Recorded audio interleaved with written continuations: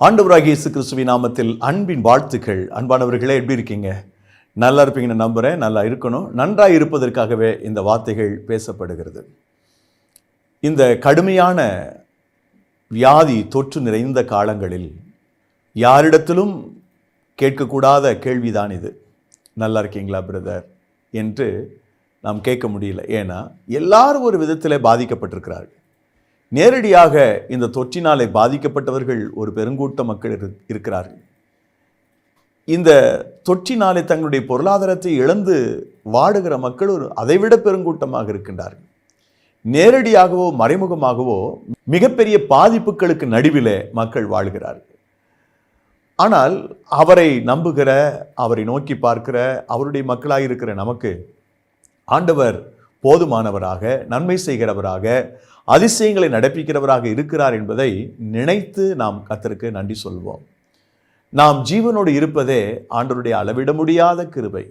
நம்மோடு வாழ்ந்த மக்கள், நாம் அறிந்த அநேக சிநேகிதர்கள், நண்பர்கள், தோழர்கள், உற்றார் உறவினர்கள், உடன்பணியாற்றியவர்கள், இவர்களில் சிலரை நாம் இன்றைக்கு பார்க்க முடியவில்லை.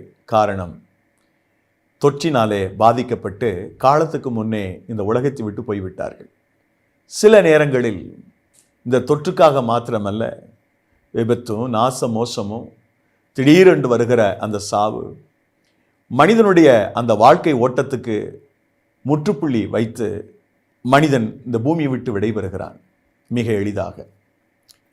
ஆனால் நாம் இன்றைக்கும் உயிரோடு இருக்கிறோம், ஜீவனோடு இருக்கிறோம், சுகத்துடன் நலமுடன் இருக்கிறோம் என்று சொன்னால் அது ஆண்டவர் தந்திருக்கிற மிகப்பெரிய அருள். ஒரு வியாதியில், ஒரு விபத்தில் யாராவது மரித்து போனால் என்ன பாவம் செஞ்சானோ மரித்து போயிட்டான் அப்படின்னு சொல்லக்கூடிய மக்களை நான் பார்த்துருக்கிறேன். தயவுசெய்து அப்படி நினையாதிருங்கள். மரணம் எந்த ரூபத்திலும் மனிதனுக்கு வரலாம். அது இயற்கை மரணம் வந்தால் கடவுளுடைய ஆசீர்வாதம், செயற்கையாக ஒன்று நடந்தால் அது சாபம் அப்படின்னு நினச்சிடக்கூடாது. இந்த உலகத்திலே எப்படி வேண்டுமானாலும் மரணம் வரலாம். ஸோ இந்த தொற்று காலங்களிலே மரித்து போனவர்கள் குற்றம் செய்து விட்டார்களாகவே மரித்து போனார்கள் என்று சொல்வதற்கு ஒன்றுமில்லை. நாம் ரொம்ப நல்லவங்க, ரொம்ப பர்ஃபெக்டாக இருக்கிறோம், ஆகவே நாம் நல்ல ஆரோக்கியத்தோடு சுகத்தோடு இருக்கிறோம் என்று நான் நினைப்பதற்கும் வாய்ப்பில்லை. நாம் உயிரோடு இருக்கிறோம் என்று சொன்னால் அது ஆண்டவருடைய அளவிட முடியாத கிருபை தான், வேறு ஒன்றும் அதற்கு காரணமல்ல. ஆண்டவர் தம்முடைய கிருபையினால், தம்முடைய தயவினால், இரக்கத்தினால் நம்மை காப்பாற்றி வழிநடத்தி வருகிறார். தேவனுடைய அந்த பாதுகாவலை ஒவ்வொரு நாளும் ஒவ்வொரு நிமிடமும் நாம் உணர்கிறோம். வழக்கம் போல் வேதாகமத்தில் இருந்து ஒரு வாக்குத்தத்தத்தை எடுத்துக்கொண்டு உங்களோடு இன்றைய வாக்குத்தத்த செய்தியை பகிர்ந்து கொள்ள விரும்புகிறேன். வாழ்வழிக்கும் வாக்குத்தத்தம் என்ற எமது நிகழ்ச்சியை தொடர்ந்து பார்த்து வருகிற, கவனித்து வருகிற என் அன்பு சகோதர சகோதரிகள், தொலைக்காட்சி வழியாக, யூடியூப் வழியாக, முகநூல் பக்கத்தின் வழியாக பார்க்கிற அனைவரையுமே ஆண்டவர் ஆசீர்வதிப்பாராக. இந்த நாளிலும் உங்களோடு கூட நான் பேசுவதற்கு இன்றைக்கு ஆண்டவர் எனக்கு தந்திருக்கிற வார்த்தை என்ன தெரியுமா? அவர்கள் அடங்கி அவரை சேவித்தால் தங்கள் நாட்களை நன்மையாகவும் தங்கள் வருஷங்களை செல்வ வாழ்வாகவும் போக்குவார்கள். இந்த வசனத்தில் நான் ஒரு குறிப்பிட்ட பகுதியை மாத்திரம்தான் இன்றைக்கு சொல்ல போகிறேன். அதைத்தான் சொல்லும்படி ஆண்டவர் சொல்லுகிறார், ஏவுகிறார். நாட்களை நன்மையாக போக்குவார்கள். நம்முடைய ஆயுசு காலங்கள் எவ்வளவு என்பது அல்ல முக்கியம். தீர்க்காயுசோடு வாழ்ந்தாருங்க. ஆயுசு காலம் 70, பிளத்தின் மீதல் 80, நரைவயது, நிறைவயது, முதிர் வயது என்றெல்லாம் சொல்லுகிறார்கள். 100 வயசு வரைக்கும் வாழணும்னு சொல்கிறாங்க. அப்படிலாம் வாழ்ந்து நம்ம நீடித்து வாழ்கிறது பெரிய விஷயம் இல்லை. வாழுகிற காலங்களிலே நாம் நன்மையாக வாழ்கிறோமா, நன்மையை அனுபவித்து வாழ்கிறோமா என்பதுதான் மிக மிக முக்கியம். ஆவி 100 தரம் பொல்லாப்பை செய்து நீடித்து வாழ்ந்தால் என்ன, நீண்ட காலம் அவன் வாழ்ந்தால் என்ன, அதனால என்ன பிரயோஜனம்? தேவனுக்கு பயந்து அவருக்கு அஞ்சி நடக்கிறவங்க தான் ஆசீர்வாதமாக நன்றாய் இருக்கிறார்கள், அவர்கள் தான் நன்றாய் இருக்கிறார்கள் என்று அந்த வசனம் சொல்லுது. அவருக்கு பயந்து அவர் சொல்படி கேட்டு அவருக்கு அடங்கி வாழ்கிற ஒரு மனுஷன் தான் இந்த உலகத்தில் சிறப்பானவனாக இருக்கிறான். ஒருவேளை அவன் பணம் குன்றியவனாக, ஐஸ்வர்யம் குன்றியவனாக இருக்கலாம், ஆள்பலம் ஜனபலம் குன்றியவனாக இருக்கலாம். ஆனால் அந்த மனிதன் தேவனுக்கு பயந்து வாழக்கூடிய காலங்கள் கொஞ்ச காலமாக இருக்கலாம். ஆனால் கொஞ்ச காலத்தில் அவன் நன்மையை அனுபவிக்கக்கூடியவனாக வாழ வேண்டும். எல்லா விதமான நன்மைகளையும் அனுபவித்து நாம் ஜீவிப்பதற்கு ஆண்டவர் நமக்கு உதவி செய்கிறார். ஆகவே இந்த நாளினுடைய வாக்கு தத்தம் உங்கள் நாட்களை நன்மையாக நீங்கள் போக்குவீர்கள். உங்களுடைய ஜீவிய காலம் மிகுந்த நன்மையுள்ள காலமாக இருக்கும். நீங்கள் அப்படியே ஆசீர்வதிக்கப்பட ஆண்டவர் உங்களுக்கு தயவு செய்வாராக. என்னுடைய வாழ்க்கை நன்மையானதாக நிறைவு பெறும், என்னுடைய நாட்களை நன்மையானதாக நான் போக்குவேன் என்று கர்த்தர் சொல்லியிருக்கிற இந்த வார்த்தைக்கு ஒரு சில வேத கதாபாத்திரங்களை நான் உங்களோடு கூட பகிர்ந்து கொள்ள ஆசைப்படுகிறேன். அன்பிற்குரியவர்களே, தேவன் நம்முடைய வாழ்க்கையில், நம்முடைய ஜீவிதத்தில் நமக்கு தந்திருக்கிற ஆயுசு நாட்களில் எல்லா சந்தர்ப்பங்களிலும் அவர் தருகிற நன்மையை நாம் அனுபவிக்க வேண்டும், ருசித்து பார்க்க வேண்டும். அந்த நன்மையினால் நிரப்பப்பட்டவர்களாக இந்த பூமியில நாம் வாழ வேண்டும். அதை நாம் எப்போது மனதில் வைத்துக்கொண்டு தேவனுடைய வசனங்களை பிடித்து கொண்டவர்களாக நாம் முன்னேறுவோம். முதலாவது நான் யாக்கோபை எடுத்துக்கொள்கிறேன். யாக்கோபுக்கு ஒரு தேவனுடைய தீர்க்க தரிசனமான வசனம் இருந்தது. ஒரு வெளிப்பாடு அவனுடைய தாயின் வழியாக அவனுக்கு கிடைத்தது. இளையவன் தான் யாக்கோபு.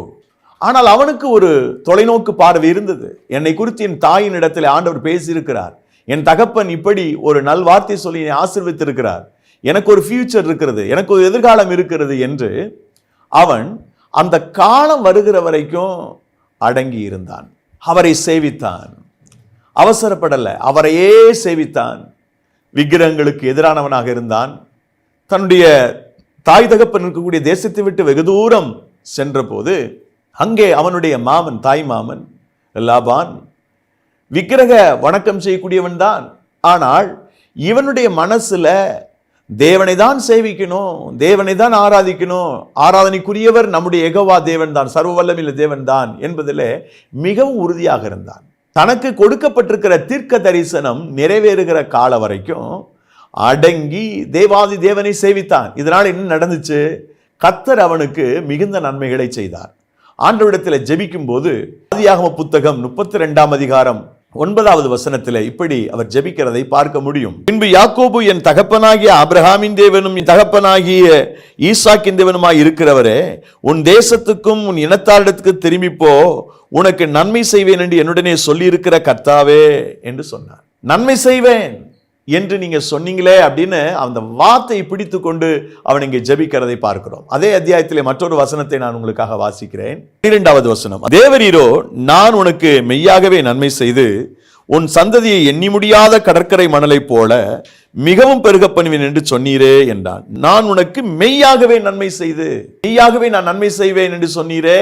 தேவன் நன்மை செய்வேன் என்று சொன்னதை நினைவு கூர்ந்து ஜெபிக்கிறான் யாக்கோபு. யாக்கோபு இந்த ஒரு நன்மையை அனுபவிப்பதற்காக, தன்னுடைய வாழ்க்கை முழுவதும் நன்மையை சுதந்திரிப்பதற்காக வெகு காலம் தேவனுடைய திட்டத்தின்படி அடங்கி இருக்க வேண்டியிருந்தது. அவனுடைய இல்லத்தில் இருக்கும் போதும், தன்னுடைய தாய் மாமனுடைய இல்லத்திற்கு வந்த போதும் கூட அங்கே தேவனுடைய நாமத்தினாலே அவர் சொல்லுகின்ற அந்த காலம் வருகிற வரை அவன் அடங்கி தேவனை சேவித்தான். ஆகவே பின் நாட்களிலே யாக்கோபு நன்மையினால் நிரம்பி இருக்கும்படி தேவன் உதவி செய்தார். இன்றை வரைக்கும் யாக்கோபினுடைய சந்ததிகள் இந்த பூமியிலே ஆசீர்வாதமாய் இருக்கிறார்கள். இரண்டாவது ஒரு மனிதனை நான் உங்களுக்கு சொல்ல வேண்டும். அவர் யோசேப்பு. யோசேப்பினுடைய வாழ்க்கையை பாருங்களேன். அவர் சின்ன வயசா இருக்கும்போது ஆண்டவர் அவருக்கு சொப்பனம் கொடுத்தார்.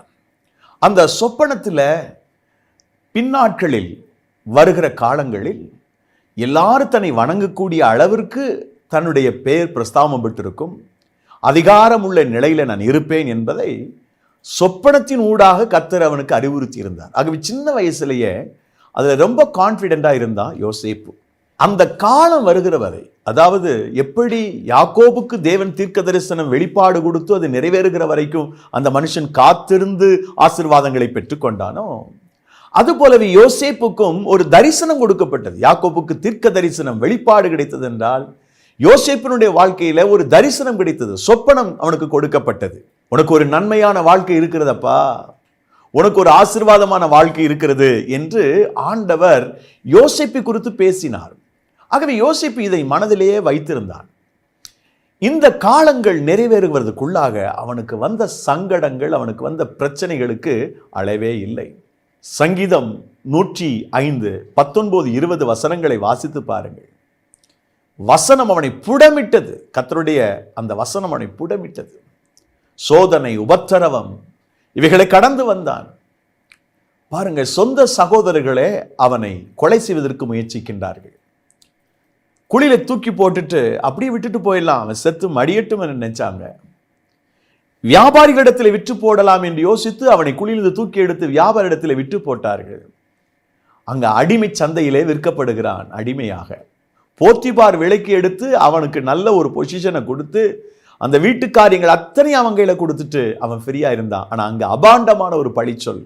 கல்லடி பட்டா கூட தாங்கிடலாம், சொல்லடி பட்டா தாங்க முடியாதுன்னு சொல்லுவாங்க இல்லையா வழக்குல, அந்த மாதிரி சொல்லடியை தாங்கிக்க முடியல. அவனால ஜெயிலுக்கு அனுப்பப்பட்டான். சிறைச்சாலை இருக்கக்கூடிய தலைவனுடைய பார்வையில் அவனுக்கு தயை கிடைச்சது. இப்படி அவனுடைய வாழ்க்கை முழுவதிலும் அந்த தரிசனம் நிறைவேறுகிறவரை, சொப்பனம் நிறைவேறுகிறவரை அவன் தேவனாய் கர்த்தரை சேவித்தான், ஆண்டவரை சேவித்தான், அவருக்கு தேவனுக்கு அடங்கி இருந்தான், அவனுடைய திட்டத்துக்கும் நோக்கத்துக்கும் அது நிறைவேறுகிற வரைக்கும் அடங்கி நடந்தான். நாட்கள் சென்றது. அவன் தேவ பயத்தை குறித்து மிக அக்கறையுள்ளவனாய் இருந்தான். கர்த்தர் தன்னை பார்க்கிறார், தன்னை கர்த்தர் கவனித்துக் கொண்டிருக்கிறார் என்ற உணர்வோடு வாழ்ந்து கொண்டிருந்தான். அப்படிப்பட்ட அந்த யோசேப்பினுடைய வாழ்க்கையில எனக்கு அன்பான தெய்வத்தினுடைய பிள்ளைகளே, ஒரு மிகப்பெரிய திருப்பு முனையை, மிகப்பெரிய ஒரு மாற்றத்தை ஆண்டவர் செய்தார். ஆம், ராஜாவினுடைய வாழ்க்கையில அவனுக்கு ஒரு சொப்பனத்தை கொடுத்து அதுக்கு அர்த்தம் தெரியாமல் எகிப்தில் இருக்கிற மந்திரவாதிகளும் மற்ற அந்த ஆய்வாளர்களும் அறிவாளிகளும் ஒன்றும் கண்டுபிடிக்க முடியல. அப்பொழுதுதான் அங்கே இருக்கக்கூடிய பாடபத்திரக்காரன் ஞாபகம் வருது, ஐயோ யோசேப்பு ஒன்று இருக்கிறான் அல்லவா சிறைச்சாலையில என்று அவன் எங்கிருந்து கொண்டு வருகிறார்கள். அதற்கான சரியான அர்த்தத்தை அவன் சொன்னபோது நிலைமை தலைகளாய் மாறியது. ஆண்டவர் சொன்னபடி அநேகருடைய வணக்கத்துக்கு சொந்தக்காரனாக மாறினான். அடங்கி அவரை சேவித்ததுனாலே அவனுடைய வாழ்க்கையில வந்த நன்மை என்ன? ஏராளமான நன்மைகள். அதுல நாம் 50வது அதிகாரம் 20வது வசனம் ஆதியாகமத்தை வாசித்து பார்த்தோம்னா, நீங்க எல்லாம் எனக்கு தீமை செஞ்சு நினைச்சீங்கப்பா, ஆனால் தேவனோ இப்பொழுது நடந்து வருகிறபடியே வெகு ஜனங்களை உயிரோடு காக்கும்படி அதை நன்மையாக முடிய பண்ணினார் என்று அங்கே யோசேப்பு தன்னுடைய சகோதரிடத்திலே சொல்லுகிறதை நாம் பார்க்கிறோம். யோசேப்பு அடங்கி தேவனை சேவித்தவன், அவசரப்படல. சின்ன வயசுல உனக்கு தரிசனம் கொடுக்கப்பட்டது, சின்ன வயசுல உனக்கு சொப்பனம் கொடுக்கப்பட்டது. அந்த அந்த நோக்கம் திட்டம் தன்னுடைய வாழ்க்கையில் நிறைவேறுகிற வரைக்கும் அவன் மிக கவனமாக பொறுமையாக பல உபத்திரவங்களை பிரச்சனைகளை கடந்து தேவனாகிய கர்த்தரை சேவித்தான். அவருக்கு பயப்படுகிற பயத்திலே உண்மையாயிருந்தான். நாட்கள் வந்தது, யோசேப்பை கர்த்தர் ராஜாவை போல வைத்தார். சமஸ்த எகிப்திற்கும் அவன் ராஜாவாக இருந்தான். எகிப்துக்கு மாத்திரமல்ல, அண்டை நாடுகளுக்கெல்லாம் உணவளிக்கக்கூடிய ஒரு வள்ளலாக, போஷிக்கிறவனாக, ஜீவரட்சணை பண்ணக்கூடியவனாக தேவனாகிய கர்த்தர் யோசேப்பை கர்த்தர் மாற்றினார். அவ்வளவு பெரிய நன்மை உடையவனாக மாறினான். உங்க வாழ்நாளெல்லாம் நன்மையினாலே அந்த நாட்களை போக்குவீர்கள். உங்க வாழ்க்கையில துன்பத்தை கண்ட வருஷங்களுக்கு பதிலாக தேவன் நன்மை சரி கட்டுவார். ஏற்கனவே நீங்கள் துன்பப்பட்டிருக்கலாம், வேதனைப்பட்டிருக்கலாம், கஷ்டப்பட்டிருக்கலாம், அவைகளுக்கு சரியாக தேவன் நன்மையை சரி கட்டக்கூடிய நாட்கள் வெகு தொலைவில் இல்லை. மூன்றாவதாக, ஒரு குரூப் ஆஃப் பீப்புள், 2 பேரோ 3 பேரோ இருக்கலாம்.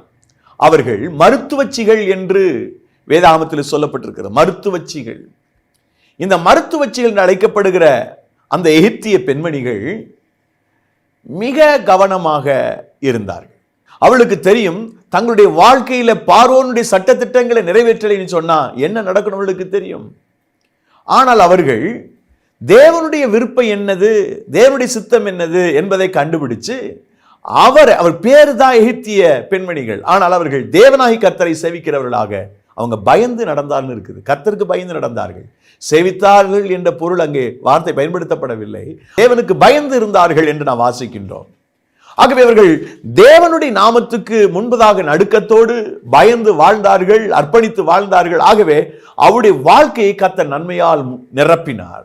யாத்திராகம புஸ்தகம் 1ஆம் அதிகாரம் 20வது வசனத்தை நான் உங்களுக்காக வாசிக்கிறேன். இது நிமித்தம் தேவன் மருத்துவச்சிகளுக்கு நன்மை செய்தார். தேவன் மருத்துவச்சிகளுக்கு நன்மை செய்தார். இந்த மருத்துவச்சிகளுடைய லைஃப்ல அவர்களுடைய ஜீவிதம் நன்மையாக போச்சு. அவருடைய வாழ்க்கை நன்மையால் போக்கினார்கள். எப்படி என்று சொன்னால், அவர்கள் தேவனுக்கு பயந்து வாழ்ந்து, தேவனுக்கு அஞ்சி வாழ்ந்து அவரை சேவிக்கிறவர்களாய் இருந்தார்கள். அவர்கள் எகிப்தினுடைய பிரஜைகள் தான், எகிப்தினுடைய வாரிசுகள் தான், எகிப்திய பார்வோன் மன்னனுடைய வாரிசுகள் தான். ஆனால் அந்த மருத்துவச்சிகள் தேவனாகிய கர்த்தரை அறிந்து கொண்டு, அவர் இன்னார் என்பதை புரிந்து கொண்டு, அவருடைய மகிமையை அவர்கள் கண்ணார கண்டு, அவரை சேவிக்கிறவர்களாக, அவருக்கு பயந்து நடக்கிறவர்களாக இருந்தார்கள். ஆகவே அவருடைய வாழ்க்கை முழுவதிலும் கர்த்தர் நன்மை செய்தார். அன்பானவர்களே, தேவனுக்கு பயந்து அவரை சேவிக்கிற அன்பு பிள்ளைகள் ஒவ்வொருவரையும் ஆண்டவர் பரலோகத்திலிருந்து கண்ணோக்கி பார்க்கிறார். அதனாலதான் சங்கீதம் 128:1 கர்த்தருக்கு பயந்து அவர் வழிகள் நடக்கிறவன் எவனோ, அவன் யாரா இருந்தாலும் பிரச்சனை இல்லை, அவனை நான் ஆசீர்வதிப்பேன், நன்மை கிருபையெல்லாம் அவனுக்கு கிடைக்கும், நன்மையால நான் நிரப்புவேன்லாம் சொல்றார் ஆண்டவர். அவருக்கு பயந்து அவரை சேவிக்கிற பிள்ளைகள், அவரை நம்புகிற பிள்ளைகள், அவரை வழிபடுகிற பிள்ளைகள், அவரையே உயர்த்துகிற மக்கள் தேவனுக்கு பயந்து வாழக்கூடியவர்களாக இருந்தால் பரலோகத்தின் தேவன் அவருடைய வாழ்க்கை முழுவதிலும் நன்மையாக அவர்களை நிரப்புகிறார். ஒரு நன்மையும் குறைபடாதுன்னு வாசிக்கிறோம். சங்கீதம் 31:19 நன்மையினாலே ஆண்டவர் நிரப்புகிறார். அவருக்கு பயந்து அவரை சேவிக்கும் போது, அடங்கி அவரை சேவிக்கும் போது நம்முடைய வாழ்க்கை நன்மையால் முடிகிறது. வாழ்க்கை கர்த்தர் நன்மையினாலே நிரப்பி இவர் ஆசீர்வதிக்கிறார். நான்காவதாக தாவீதை குறித்து நாம் சொல்லலாம். தாவீதுக்கு தெரியும், நான் ஒரு காலத்தில் இந்த சமஸ்த இஸ்ரவேலுக்கு ராஜாவாக போகிறேன் என்பது தாவீதுக்கு தெரியும். ஆனால் தாவீது அதற்காக அவசரப்படவில்லை. தேவனுடைய நேரம் வருகிற வரைக்கும், தேவனுடைய காலம் வருகிற வரைக்கும் அவன் மிகவும் அடங்கி நடந்தான், ரொம்ப கவனமாய் இருந்தான். தேவனுடைய அந்த நேரம் வருகிற வரைக்கும் காத்திருந்தான். எத்தனையோ முறை சவுலை கொன்று போடுவதற்கான சந்தர்ப்பம் அவனுக்கு கிடைத்ததாக வேதம் பதிவு செய்து வைத்திருக்கிறது. அந்த சந்தர்ப்பங்களை அவன் பயன்படுத்த துணியவில்லை. என்னை ராஜாவாக தேவன் அபிஷேகம் பண்ணியிருக்கிறார் என்பது தாவீதுக்கு தெரியும். ஆனால் பிதாவாகிய தேவன் குறித்து வைத்திருக்கிற அந்த கால நிர்ணயத்தை அவன் கவனித்தான். அந்த நேரம் வரைக்கும் அவருக்கு கீழே அடங்கி நடந்தான். ஆகவே சத்துருவாய் நின்று கொண்டிருந்த சவுல் கூட அவனை ஆசீர்வதிக்கும் போது நீ நன்மை அடைவாய் என்று சொல்லி ஆசீர்வதிக்கிறான். 1 சாமுவேல் புத்தகம் 24 அதிகாரம் 17, 18, 19 வசனங்களை பாருங்க. சவுலே சொல்லுகிறான், உனக்கு நன்மை உண்டாகும்பா, உன் வாழ்நாளெல்லாம் நன்மையா இருப்ப, உங்க ஜீவிதத்தில் நன்மை கிடைக்கும்னு சொல்லி மனதார சத்துரு தாவீதை ஆசீர்வதிக்கிறான். சவுல் இவ்வளவு தாவீதை கொலை செய்யும்படி வந்தவன் தான், இப்பொழுது மனதார ஆசீர்வதிக்கிறான். மனதார ஆசீர்வதித்து அவன் கடந்து போகிறதை பார்க்கிறோம். எனக்கு அன்பானவர்களே, தாவீது தேவனுடைய திட்டம் இருக்கும் என்றால் அது வரைக்கும் அடங்கி சேவிக்கிறவன். சீமைய ஒரு வார்த்தை சொல்லிருங்க ஆண்டவனை, இவனை வெட்டி போட்டுறது, நாயை வெட்டி போட்டுறேங்கிறான் அபிஷாய் அப்படின்றவன். ஆனா தாவீது இல்லை, அதை செய்ய வேண்டாம். ஒருவேளை அவன் நிந்தித்த நிந்தனைக்கு தக்கதாக அவர் தேவனாகி கர்த்தர் எனக்கு நன்மை சரி கட்டலாம் அல்லவா, அதனால அமைதியை விட்டுருங்க, போராட வேண்டாம் என்று அங்கே அவர் அமைதியாக போகிறார். தனக்கு பிதாவாகி தேவன் குறித்து வைத்திருந்த கால வரைக்கும் அடங்கி தேவனை சேவித்த தாவீதினுடைய வாழ்க்கையில ஒரு மிகப்பெரிய நன்மையை அவன் கண்டுபிடித்தான். நான்காவதாக நீதிமொழிகள் 18:22 மனைவியை கண்டடைகிறவன் நன்மையானதை கண்டடைகிறான்னு சொல்லப்பட்டிருக்கு. ஒரு புருஷன் தேவன் நியமித்திருக்கிற கால வரைக்கும் இந்த லைஃப் பார்ட்னரை செலக்ட் பண்ற விஷயத்துல பொறுமையா இருந்துட்டானா அவன் நன்மையான ஒரு பெண்ணை கண்டுபிடிப்பான், நன்மையான ஒரு பெண்ணை பார்ப்பான், நன்மையான ஒரு பெண் அவனுக்கு மனைவியாக கிடைப்பார். இப்படித்தான் 40 வயது வரைக்கும் ஈசாக்கு காத்திருந்தான். அவ்வளோலாம் நம்மளை காக்க வைக்க மாட்டார் ஆண்டவர். 40 வயசு வரைக்கும் கல்யாணம் ஆகாமல் ஒருத்தர் இருந்த இந்த காலத்தில் என்ன ஆகுது, அந்த காலத்தில் இருக்க முடிஞ்சதுன்னா ஆயுசு நாட்கள் அதிகம். 40 years வரைக்கும் he waited. ரெபேக்காவை கத்தர் கொண்டு வந்தார். ரெபேக்கா ஒரு அற்புதமான பெண்மணி, ஒரு மனைவி. பாருங்க, அவனுடைய தகப்பனை பாருங்க, அவனுக்கு 3 மனைவிகள். ஆனா ஈசாக்கு மிகவும் கண்ணியத்திற்குரியவனாக இருந்தான். காரணம், புத்திசாலியான மனைவி, அன்புள்ள மனைவி, சௌந்தரியமானவள், தன் தாயை போல தன்னுடைய மனைவியை நேசித்தான். நன்மையான ஒரு பெண்மணியை அவன் பார்த்தான். இந்த உலகத்தில் நன்மையான மனசை சந்தோஷப்படுத்துகிற குணத்தை புரிந்து கொண்டு நல்ல விதமாக குடும்பத்தை நடத்தி கொண்டு போகிற ஒரு இல்லத்தரசியை கண்டுபிடிப்பது மிக கடினம். என்ன செய்யணும் அதுக்கு அப்படின்னா, கர்த்தர் குறிப்பிட்டு வைத்திருக்கிற கால வரைக்கும் நாம கொஞ்சம் வெயிட் பண்ணணும். இது வாலிபர்களுக்காக நான் சொல்லுகிறேன். நிறைய வாலிப பிள்ளைகள் அவசரப்பட்டு தாங்களாகவே தங்களுடைய வாழ்க்கை துணைவரை தெரிந்து எடுக்கிறார்கள். மேலை நாடுகள் இது சரி. இந்திய கலாச்சாரத்தின்படி நாம் கொஞ்சம் அமைதியாக பொறுமையாக இருந்து தேவனுடைய திட்டத்தின்படி, தேவனுடைய சித்தத்தின்படி, அவர் விரும்புகிறபடி ஒரு பெண்ணை நாம் கண்டுபிடிக்கணும்னு சொன்னா அடங்கி நீங்கள் தேவனை சேவிக்க வேண்டும். அந்த நாள் வரைக்கும் தேவனை சார்ந்து கொள்ளுங்கள். நீங்க தான் எனக்கு நல்ல ஒரு லைஃப் பார்ட்னரை கொண்டு வந்து சேர்க்கணும்னு சொல்லுங்க. அறிஞர் அண்ணா என்ற அருமையான முன்னாள் முதலமைச்சர் இடத்துல ஒருத்தர் கேள்வி கேட்டாங்க. ஒரு தேசத்தில் கேள்வி கேட்டாங்க. என்ன கேள்வினா, what is different between complete finished என்று கேட்டாங்க. கம்ப்ளீட்டுக்கும் ஃபினிஷுக்குள்ள வித்தியாசம் என்னன்னு கேட்டாங்க. அவர் என்ன சொன்னார் தெரியுமா? ஒரு நல்ல பெண்ணை கண்டுபிடிச்சிட்டிங்கன்னா அதுக்கு பேர் கம்ப்ளீட். ஒரு மோசமான பெண்ணை கல்யாணம் பண்ணீங்கன்னா ஃபினிஷ்ட், வாழ்க்கை முடிஞ்சதுன்னு அர்த்தம். அதே சமயத்தில் ஒரு நல்ல பெண்ணை கல்யாணம் பண்ணிட்டு வேற ஒரு பெண்ணோடு அந்த நல்ல பெண் பார்த்து விட்டால் உன்னுடைய வாழ்க்கை கம்ப்ளீட்லி ஃபினிஷ்ட் என்று சொல்லி முடித்தார். எத்தனை பேருக்கு புரியுன்னு தெரியல. நல்ல பெண்ணை கண்டுபிடிக்கிறவன் அதை நிறைவடைகிறது அவனுடைய வாழ்க்கை. இதைத்தான் நீதிமொழிகள் சொல்லுகிறான். மனைவியை கண்டடைகிறவன் நன்மையானதை கண்டடைகிறான். கர்த்தர் வச்சிருக்கிற ஒரு லைஃப் பார்ட்னர். நான் ஆண் பெண்களுக்கும் சொல்லுகிறேன், நல்ல ஒரு மணமகனை கண்டுபிடிப்பது என்பது நீங்கள் அடங்கி தேவனை சேவித்து தேவனை நோக்கி பார்க்கும் பட்சத்தில் அந்த நன்மையானதை நீங்கள் காண்பீர்கள். காணும்படி கர்த்தர் உங்களுக்கு உதவி செய்வார். ஆறாவதாக, தேவன் நமக்கு ஒரு விஷயத்தை கொடுக்கிற வரைக்கும் நாம் அவரை அடங்கி சேவிக்கணும். ஒரு காரியத்துக்காக நீங்க ஜெபிக்கிறீங்க, பதில் கிடைக்கலன்னா வெயிட் பண்ணுங்க. அவர் பதில் கொடுக்கிற வரைக்கும் காத்துருங்க. அப்படி காத்திருந்தீங்கன்னா உங்க லைஃப்ல சிறப்பானதை கர்த்தர் கொடுப்பார். மத்தேயு 7ஆம் அதிகாரம் 7வது வசனத்துல கேளுங்கள் உங்களுக்கு கொடுக்கப்படும் என்று வசனம் சொல்லுது. அது சொல்லிட்டே வரும்போது கீழே சொல்றாரு, எந்த தகப்பனாவது தன்னிடத்திலே அப்பத்தை கேட்கிற பிள்ளைக்கு கல்லை கொடுப்பானா? மீனை கேட்டால் பாம்பை கொடுப்பானா? பொல்லாதவர்களாகி நீங்களே உங்கள் பிள்ளைகளுக்கு நல்ல ஈவுகளை கொடுக்க அறிந்திருக்கும் போது பரலோகத்தில் இருக்கிற உங்கள் பிதா தம்மிடத்தில் வேண்டிக் கொள்வதற்கு நன்மையானதை கொடுப்பது அதிக நிச்சயம் அல்லவா என்று சொல்லுகிறார். எந்த ஒரு மனுஷன் ஒரு காரியத்தை ஜெபம் பண்ணிட்டு அவரை அடங்கி சேவிக்க துவங்குகிறானோ அவன் லைஃப்ல தி பெஸ்ட் என்னவோ, சிறந்தது என்னவோ அதை ஆண்டவர் கொடுக்கிறார். சிறப்பானதை கொடுக்கிறார். அவசரப்பட்டோன்னு சொன்னா குறைவுள்ளதையும் நம்முடைய லைஃப்ல திருப்திகரமானதாக இருக்க முடியாத விஷயத்தையும் கர்த்தர் அனுமதித்து விடுவார். நீங்க அவர் முழுமையாய் செய்கிற வரைக்கும் நீங்கள் அடங்கி அவரை சேவித்து அவருடைய பாதத்தில் காத்திருக்கும் பொழுது நன்மையானதை உங்களுடைய கண்கள் காணும். சிறந்ததை நீங்கள் பார்ப்பீர்கள். நன்மையானதை நீங்கள் காணும்படி தேவன் உங்களுக்கு அருள் புரிவார். அன்பிற்குரியவர்களே, தொடர்ச்சியாக விடாமல் தேவனுடைய சமூகத்தில் ஒரு குறிப்பிட்ட காரியத்துக்காக ஜெபிக்கிற பிள்ளைகள் நாள் ஒன்று வரும். அப்பொழுது நீங்கள் நினைப்பதை விட, விரும்புவதை விட, யோசிப்பதை விட, ஆசிப்பதை விட நன்மையானதை நீங்கள் காணவும் அனுபவிக்கவும் கர்த்தர் உங்களை உதவி செய்வார். கடைசியாக ஒரு விஷயத்தை சொல்லி நான் முடிக்கிறேன்.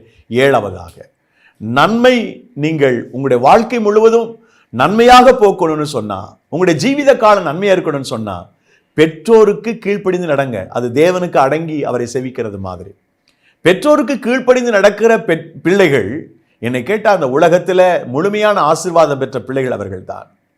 எபேசியர் புஸ்தகம் 6வது அதிகாரம் 1, 2, 3 வசனங்களை வாசித்து பார்த்தால், ஆயுசு காலம் நன்மையா இருக்கணும்னா, உன் ஜீவித காலம்லாம் நன்மையா இருக்கணும்னா தாய் தகப்பனுக்கும் கீழ்ப்படி, அவர் சொல்றபடி கேளு, உன் ஆயுசு நாட்கள் பெருகும், உன் ஆயுசு காலம்லாம் நன்மையை அனுபவிப்ப அப்படின்னு பழைய ஏற்பாட்டு வசனங்களை அப்போஸ்தலனாகிய பவுல் அங்கே குறிப்பிடுகிறார். அன்பு தெய்வ மக்களே, தேவனுடைய அந்த நன்மை நமக்காக வைக்கப்பட்டிருக்கிறது. நாம எதை செய்யணும்னு சொன்னா, அவருக்கு அடங்கி அவரை சேவிக்கிற போது, அவருக்கு கீழ்ப்படிந்து அவருடைய காலம் நமக்கென்று வைத்திருக்கிற காலம் வருகிற வரைக்கும் நாம வெயிட் பண்ணி அவருடைய சமூகத்தில் காத்திருந்து அவரே சார்ந்து நாம் ஜீவிக்கின்ற போது சிறந்ததை நாம் அனுபவிப்போம். இப்ப இந்த உலகத்தில் எல்லாருமே உடனடி உலகம், உடனடியே எல்லாம் நடக்கணும்னு எல்லாம் நினைக்கிறாங்க. உடனுக்கு உடன் தெரியணும். இப்போ லாட்டரி சீட்டெல்லாம் நிறுத்திட்டாங்க. ஒரு 20 ஆண்டுகளுக்கு முன்பதாக பார்த்தீங்கன்னா உடனடி லாட்டின்னு வச்சுருப்பாங்க. லாட்டரி சீட்டை வாங்கி சுரண்டணும்னா நமக்கு பரிசு விழுந்திருக்கா இல்லையான்னு தெரிஞ்சு போயிடும். உடனே ரிசல்ட் வேணும். இப்போ எல்லாமே சாப்பாடெல்லாம் உடனடி தான். உடனடி காஃபி வந்துருச்சு, உடனடி புட்டு மாவு வந்துருச்சு, எல்லாமே ஈட்டபிள் திங்ஸ் எல்லாம் உடனடியாக இம்மீடியட்டாக நாம் அதை சாப்பிட முடியும். எல்லாமே பேக் பண்ணி கொடுத்துட்றாங்க. ஒரு இளநீ தண்ணி குடிக்கணும்னு சொன்னால் அதுக்கு டின் வச்சிருக்கிறான், அதை எடுத்து குடிக்கலாம். நம்ம எல்லாம் உடனடியாக இந்த காரியம் நடக்கணும்னு நினைக்கிறதுனால ஃபாஸ்ட் ஃபுட்டுன்னு சொல்கிறாங்க. ஃபாஸ்ட் ஃபுட்டை சாப்பிட்டுட்டு வேகமாக இந்த ஓட்டத்தை நிறைவு செஞ்சிடறான் மனுஷன். ஆனால் தெய்வத்தினுடைய நிலையான ஒரு நன்மையை நீங்கள் பெற்றுக்கொள்ளணும்னா நீங்கள் காத்திருங்க. அவருடைய சமூகத்தில் காத்திருந்து நீங்கள் பெற்றுக்கொள்ளுங்கள். அவர் ஆசீர்வதிச்சிட்டாருன்னா அந்த ஆசீர்வாதம், அந்த நன்மை நித்தியமா நிரந்தரமா நம்மோட இருக்கும். அதுல எந்த குறைவும் வந்துடாது. ஆகவே உங்களுடைய வாழ்வில், உங்களுடைய ஜீவிதத்தில் ஒரு முழுமையான நிறைவான நன்மையை நீங்கள் பெற்றுக்கொள்ள ஆண்டவர் உங்களுக்கு உதவி செய்யட்டும். நீங்கள் அடங்கியவரை சேவித்தால் உங்கள் நாட்களை நன்மையாக போக்குவீர்கள். உங்கள் நாட்களை நீங்கள் நன்மையாக போக்குவீர்கள். இந்த நாளிலே தீமையோடு, துன்பத்தோடு, வேதனையோடு போராடி கொண்டிருக்கிற என் அன்பு சகோதரனே, சகோதரியே, தாயே, தகப்பனே, நண்பனே, இந்த நாளிலும் ஏன் வாழ்க்கையில் இருக்கிற இந்த தீமை, இந்த போராட்டம், கஷ்டம் விலகணும், எனக்கு கர்த்தர் நன்மையை செய்யணும்னு சொன்னா நீங்க அவரை நோக்கி பாருங்க. நான் உமக்கு அஞ்சி வாழ என்னை அர்ப்பணிக்கிறேன், உமக்கு அடங்கியுமே சேவிக்க என்னை அர்ப்பணிக்கிறேன், என் குடும்பத்தை, என் வாழ்க்கையை நீங்க செழிப்பாக்குங்கன்னு சொல்லுங்க. கர்த்தர் ஆசீர்வதிப்பார், நன்மையால் நிரப்புவார். ஜெபம் செய்வோம். நேசிக்கிற எங்கள் நல்ல தந்தையே, இந்த இனிய அருமையான தருணத்திற்காக நன்றி. கோடா கோடி ஸ்தோத்திரம். இந்த நாளிலும் உம்முடைய பொற்பாதத்தில் எங்களை தாழ்த்தி ஒப்புக் கொடுக்கிறோம் ஆண்டவரே. உம்முடைய மகிமையின் பிரசன்னத்தினாலே, வல்லமையினாலே நீர் எங்களை நிரப்பி மூடி பாதுகாத்து கொள்ள வேண்டும் என்று செபிக்கிறோம். தேவனே, கர்த்தாவே ஸ்தோத்திரம். உம்முடைய நாமத்தினாலே இந்த வார்த்தைகளை கேட்டுக்கொண்டிருக்கிற பிள்ளைகளுடைய வாழ்க்கையில் தீமை தான் எங்கள் வாழ்க்கை தொடருது, நன்மையை பார்க்க முடியலன்னு வருத்தப்படுற பிள்ளைங்களுடைய ஜீவிதத்தில் இந்த நாளிலே ஒரு அற்புதம் செய்யும். இந்த மாதத்தில் ஒரு மாற்றம் நடக்கட்டும். இந்த வருடம் முடிகிறதுக்குள்ள எல்லா பிரச்சனையிலிருந்தும் நம்முடைய பிள்ளைகள் விடுதலையாகி வெற்றியோடு, ஜெயத்தோடு, சந்தோஷமாய், மகிழ்ச்சியோடு ஆண்டவரே கர்த்தாவே அடுத்தடுத்த வருடங்களை சந்திக்க உதவி செய்யும். நீர் அப்படி செய்ய போறதற்காக நன்றி. இயேசு கிறிஸ்துவின் நாமத்தில் ஜெபிக்கிறோம் நல்ல பிதாவே. ஆமென்.